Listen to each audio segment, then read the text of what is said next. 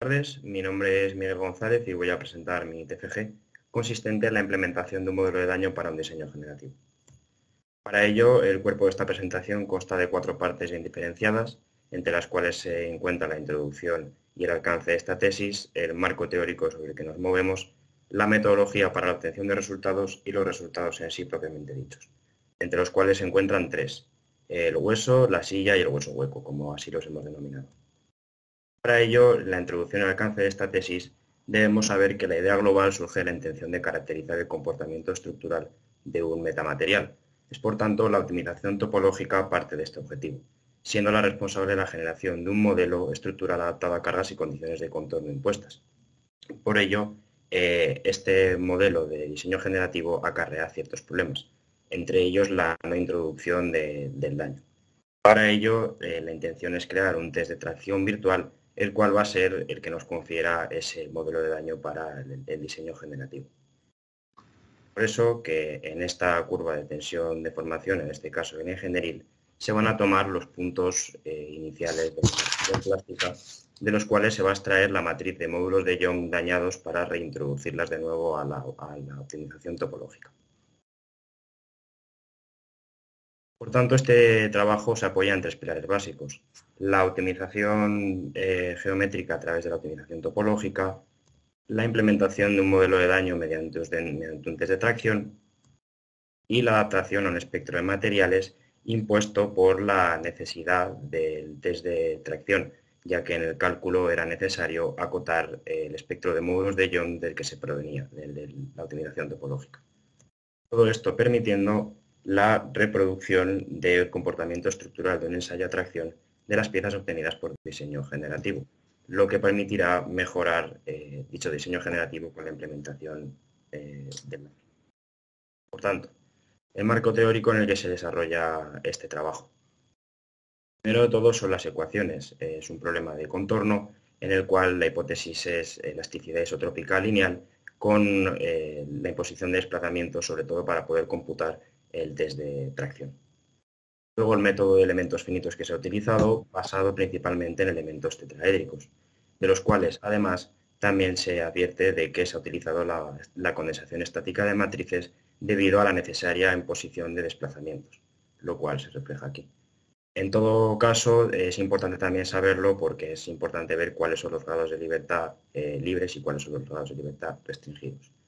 Además de ello, hay un tema importante que es la actualización de los diferentes módulos de Young de cada uno de los elementos. Para ello se ha utilizado una aproximación energética, en este caso obteniéndose la energía asociada a cada uno de los elementos y una energía experimental de la cual se ha obtenido de los diferentes materiales que hemos visto antes en la gráfica.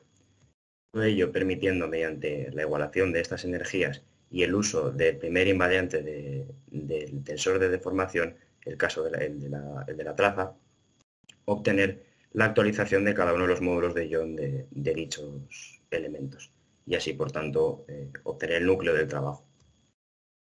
Por tanto, la metodología. En este caso, se establece un caso de carga en el cual se van a imponer unas condiciones de contorno y se van a imponer unas fuerzas, las cuales se introducirán dentro de la optimización topológica.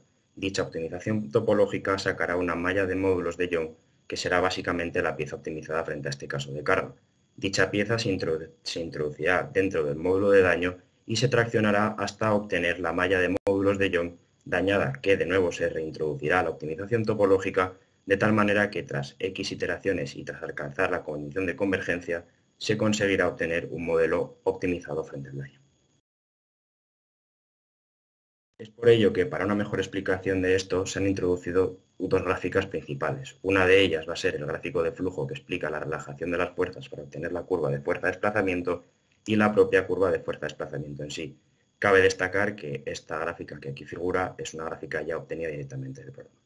Entonces, imponiendo un desplazamiento, se hace un análisis de elementos finitos.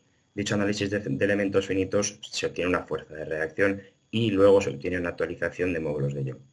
Por tanto, volviendo a introducir otra vez en el bucle condicional, se vuelve a sacar otro análisis de elementos finitos, sacando una fuerza de reacción que podemos considerar n+1.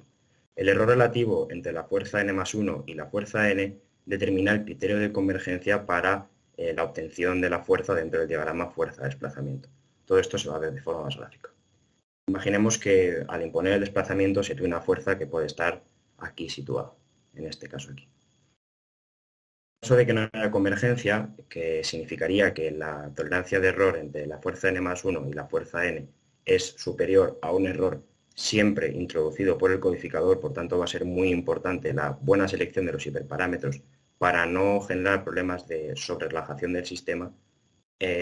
Si este criterio de convergencia no se cumple, se van actualizando la fuerza de tal manera que en el momento en el que el error relativo entre las dos fuerzas sea inferior al parámetro establecido por el codificador, se alcance la convergencia avanzando en desplazamientos y computando así paso a paso la curva de fuerza-desplazamiento, siendo los puntos de interés la primera parte de la región plástica que podemos computar, ya que en ningún momento hemos incluido las ecuaciones de la plasticidad. Los resultados que aquí se van a mostrar, el primero de ellos va a ser el caso del hueso. Como he mencionado antes, la imposición de las condiciones de contorno y la imposición de las fuerzas en el caso primigenio, el caso de carga, es importante para la definición de la pieza. Entonces, la condición de carga en este caso es una carga distribuida circular en la parte superior del cubo, ¿de acuerdo? En la parte superior del cubo generador. El cubo generador es un elemento que nos hemos inventado sobre el que se van a realizar los cálculos. Es el que se va a mallar, es el que se va a optimizar topológicamente y es el que se va a dañar en un futuro. Es un cubo de 100 por 100% a partir del cual se generan las figuras. Luego, las condiciones de contorno son todos los desplazamientos restringidos en la parte inferior de dicho cubo, también de forma circular, en este caso con un círculo algo menor que el de la parte superior. Generándose, por tanto, 4 iteraciones. Como les muestro aquí, en la primera iteración, esta es una especie de vasija que se obtiene de la optimización topológica sin pasar por el daño. Cuando esta vasija se le pasa por el daño y se reintroduce esa malla de módulos de Young, a la optimización topológica se obtiene la amarilla, que a su vez, hecho lo mismo, se obtiene el azul, y que a su vez, hecho lo mismo, se obtiene la blanca. Por tanto, la convergencia no solo es numérica, sino también visual, porque la figura azul se parece mucho a la figura blanca, que es el óptimo de los óptimos con el daño pasado entre sí. Luego se van a enseñar las distintas gráficas de tensión de formación que se han ido obteniendo en cada una de las piezas, siendo, como pueden apreciar, la tendencia general a decrecer la curva de tensión de formación. Todo esto es porque el módulo de daño, la única intención que tiene es redistribuir o reforzar los módulos de Young o reforzar aquellas partes en las que la pieza es más susceptible a grandes tensiones y disminuir la resistencia en aquella parte de la pieza en la que es menos susceptible a grandes cambios de tensiones. Como se puede apreciar, la disminución es la tendencia general de la optimización topológica.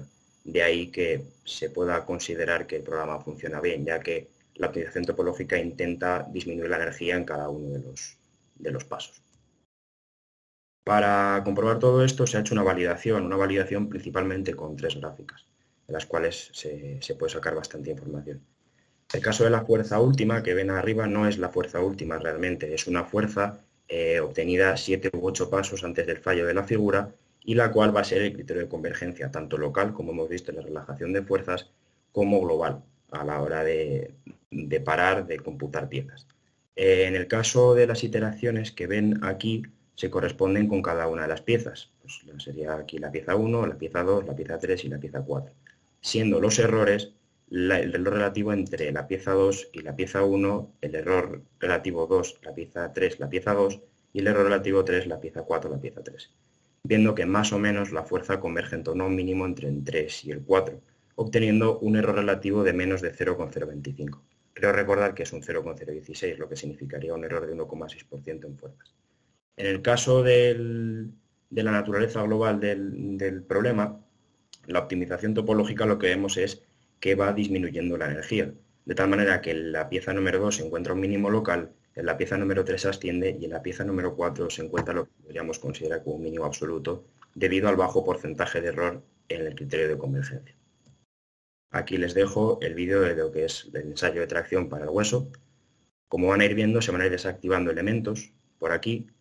Se va generando una especie de estricción, que realmente no es una estricción porque no está contemplada las ecuaciones, sino una desactivación de los elementos hasta que se produce la rotura.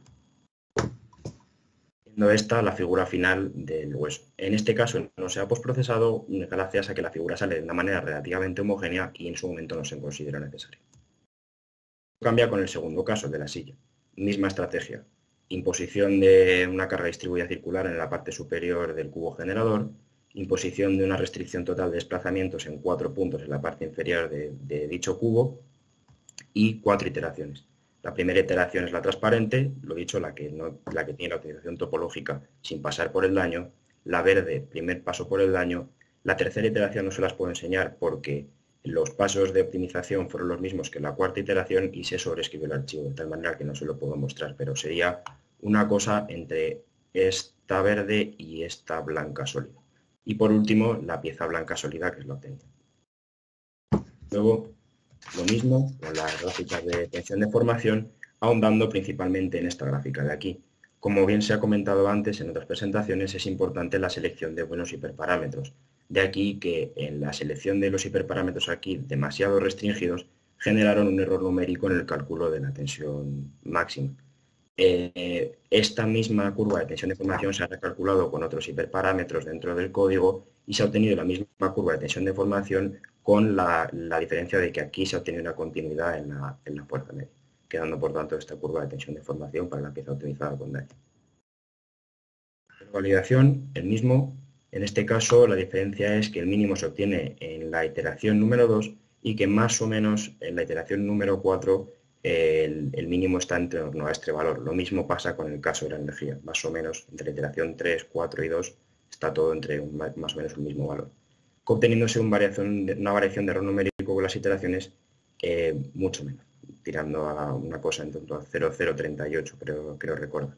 Lo que sería un 3,8% de error, que para este caso, que es bastante más complicado que el del hueso, es una buena aproximación. Luego, el vídeo del ensayo de tracción virtual de la silla. En este caso no se puede apreciar la rotura. Y aquí sí que es necesaria la introducción del postprocesamiento. Visualmente se ve que estos elementos no deberían de figurar aquí, no tienen ninguna necesidad de la silla, además no tienen incongruencia ni son uniformes dentro de lo que es la superficie del mallado.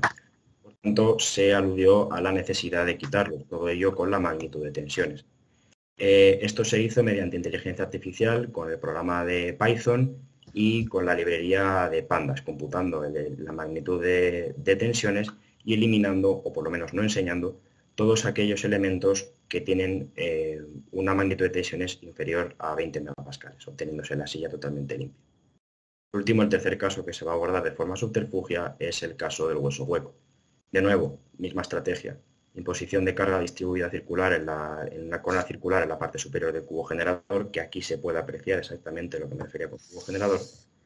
En desplazamientos restringidos en la corona circular en la parte inferior del cubo y 2 iteraciones, lo cual nos dice que la optimización topológica sin paso por el daño para este caso en concreto ya es relativamente precisa, habiendo una mejora poco.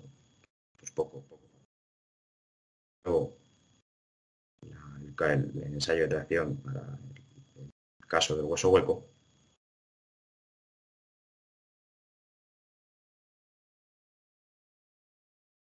Por último, misma estrategia con el postprocesado. Magnitud de tensiones, eliminación de magnitud de tensiones menor a 20 megapascales y la obtención del hueso hueco limpio con el postprocesado.